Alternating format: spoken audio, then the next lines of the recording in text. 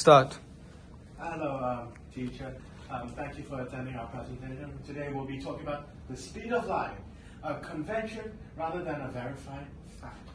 Okay. I just call it this, and this is Lalit, and this is how our presentation is going to go. First of all, I will say the most basic conundrum that arises in the particular slide of ours is what is light? I mean, there have been numerous, you can say, discrepancies about it, whether light is, you can say, a particle material or it's a wave material.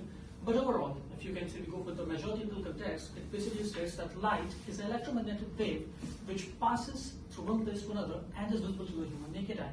An electromagnetic wave is nothing else but the movement of energy from one place to another, which carries a magnetic field as well as an electric field. So that is the most basic form of convention that we can give when if someone asks us what is light and what is the most perfect definition you can look for that. So that is there. Next slide, please. Now we'd like to discuss the differences, though, in the one-way and the two-way speed of light. When we measure the speed of light, we like to tend to measure the two-way speed of light, which is the light coming from the measuring point back, bouncing off a mirror and coming back. But however, we want to measure the one-way speed of light because we like to assume that in physics that when light travels, it travels at the same speed in any direction that it goes.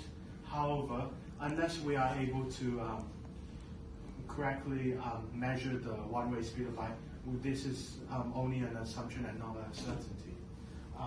Light travels in a vacuum at 299 million miles per second. Yeah, and the formula we like to use to find the speed of light is, of course, just simply distance over time. When we take two-way speed of light, we'd like to take distance divided by 2 over time. Now, you can say the most basic question that arises in the history is how for the first time in the mankind's history was light speed verified? Well, that experiment was conducted in 1849 by Hippolyte Fizeau, in which you can say he used a rapidly spinning gear, you can say a very fast gear, and passed you can say a pulse of light beam, or you can say light beam through it.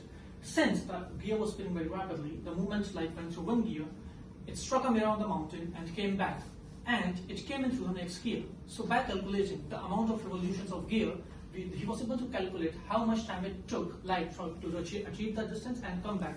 And that was the first time in humankind history how light speed was measured in a two-way direction, which came out to be around 3,13,000 kilometers per second, which is, I would say, evidently very close to the contracepted value.